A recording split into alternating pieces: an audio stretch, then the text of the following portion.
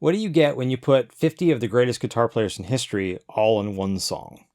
Maybe you'd think you get this unlistenable guitar wank fest of just complete nonsense, but actually it turns out when you have a capable arranger as the ringleader of the whole thing, the result can be quite beautiful. Today, I want to shine a spotlight on one of the most innovative songwriters in history, Mark Knopfler. From time immemorial, the most popular songs have all been about pretty much the same thing: love, relationships, romance.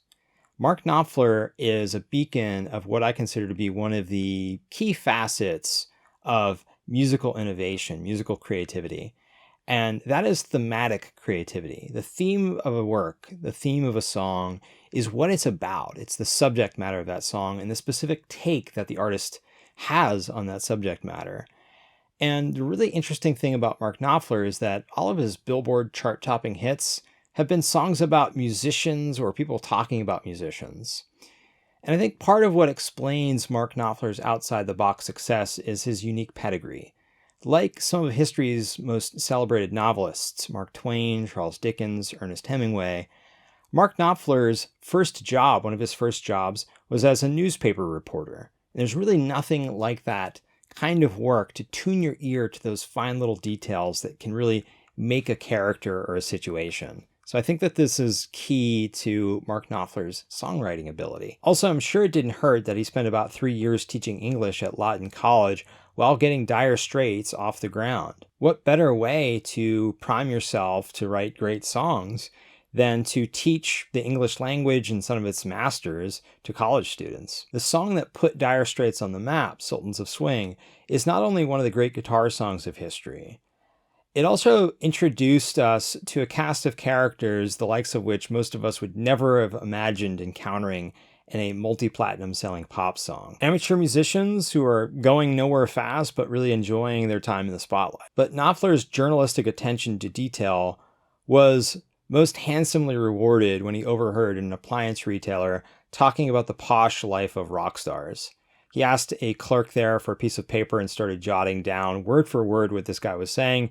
And of course, that became Money for Nothing, one of the band's biggest songs that launched them to superstardom and sent them on this 230 plus show world tour that was so grueling, it ultimately contributed to the demise of the band. But some 40 years or so later, Mark Knopfler is still going strong. In that time, he's released 10 studio albums and 10 movie soundtracks. And he's had 3 releases in 2024 alone. The first release I've already mentioned, and that's Going Home. It's the theme that Mark Knopfler wrote for the 1983 film Local Hero, but he re-recorded it with more than 60 of the biggest names in the music industry, including more than 50 of the greatest guitar players in history, in support of the Teenage Cancer Trust. The list of guitarists on this track is just mind-boggling. It features Hank Marvin from The Shadows, one of Mark Knopfler's earliest influences, up through Eric Clapton, Steve Lukather, Joe Bonamassa, Orianthi, Steve Lukather, Steve Cropper, Guy Fletcher, Tony Iommi. It's kind of incredible. Ringo Starr on drums. And I love the video for this track because it actually indicates who's playing what parts.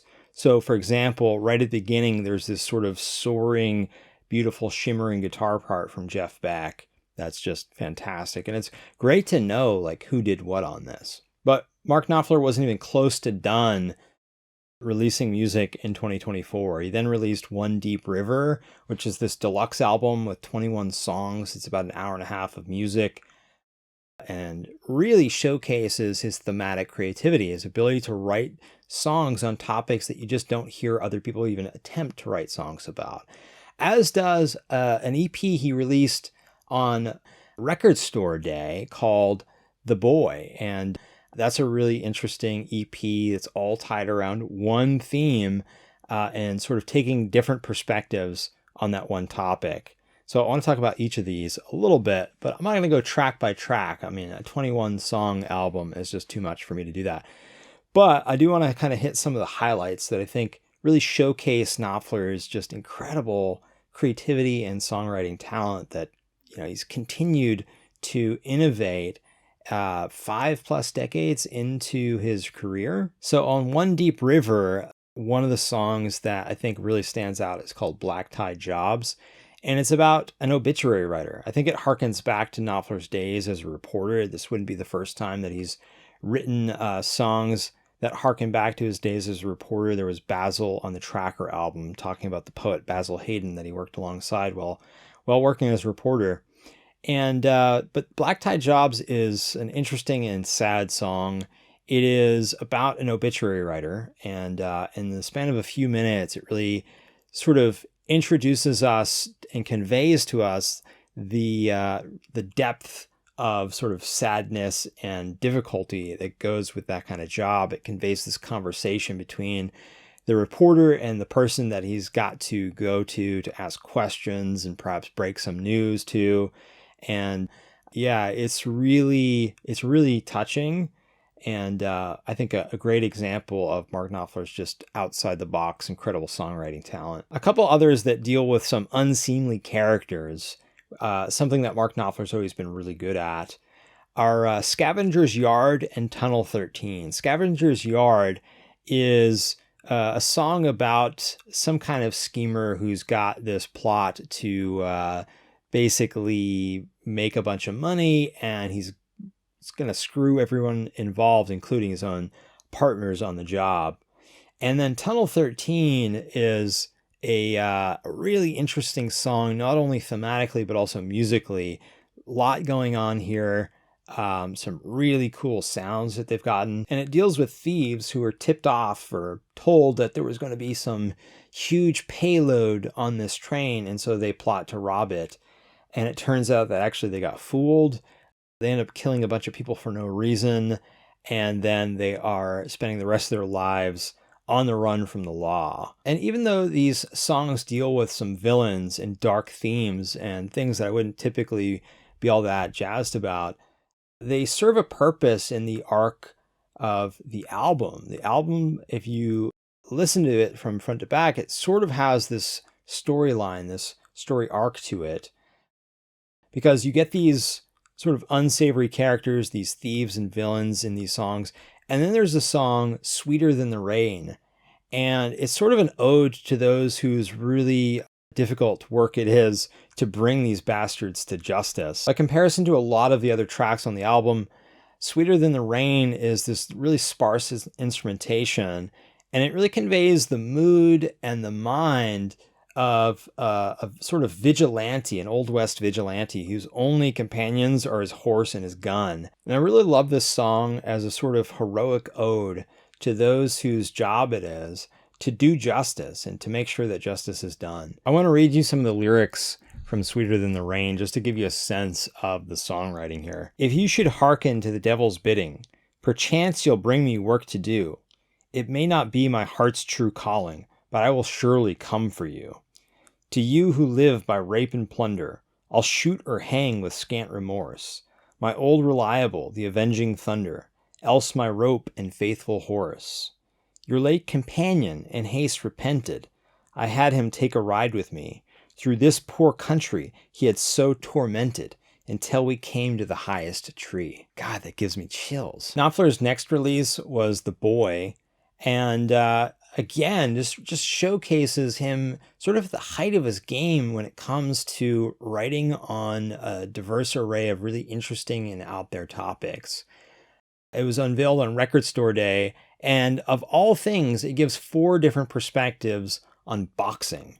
And boxing is actually, funny enough, something that Knopfler has written about before. There's a great song, Broken Bones, on the Tracker album that does this beautifully and makes it relatable. The depth of the characters that he conveys here and the breadth of the stories actually had me mistake this originally for a movie show soundtrack. I mean, the opener, Mr. Solomon Said, is complete with like 50s era flashbulb sounds, and it tells the story of this boxer turned informant for this guy Solomons, who apparently made a bunch of money betting on boxing. I'll read you some of the lyrics from this song as well. I think it will give you just a sense of the depth of Knopfler's songwriting. It's just really incredible stuff. Daytimes I'll make the rounds in every cafe and every pub in this part of town. There's a mug or a pug and always someone blathering. It's gossip calypso all day long. Who's the money going on? Who's been training wrong? Got hurt or struggling? Well, I might have a couple with a corner man, the one with the sponge in the bucket.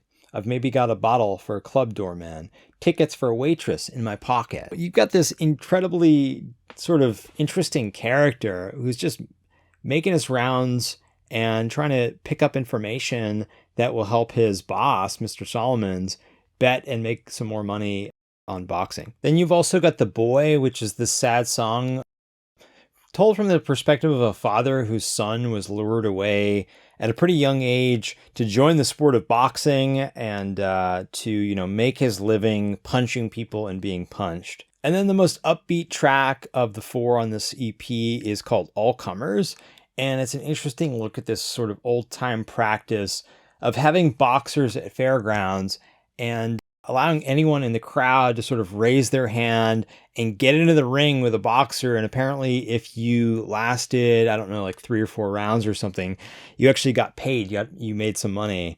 And it's an interesting song told from the perspective of the boxers and sort of like what they were told to do. And again, just really interesting songwriting on these albums. And I think it shows that Mark Knopfler is one of the greatest songwriters of all time. Certainly one of the most thematically creative. So I encourage you guys to check out Knopfler's 2024 releases, Going Home, One Deep River, and The Boy, all very interesting stuff. And look, I'm certainly not here saying that like every track on all this stuff is gold, but it's pretty remarkable that a guy that's been kicking around and writing songs for this long is still finding ways to innovate. And I think that he's still a great inspiration to other songwriters, somebody that others can look up to and really see that, again, there's this whole realm of things that maybe you can't even imagine a song being written about, but it's out there, and it just really takes somebody with a certain perspective to tell the story of these unique characters and to pull out the interesting stories about people that really don't get the spotlight all that often. So I hope you'll check them out. I hope you enjoy them, at least a few tracks here and there, and let me know what you think in the comments. Until next time, if you want to show me you care, like, subscribe, and share.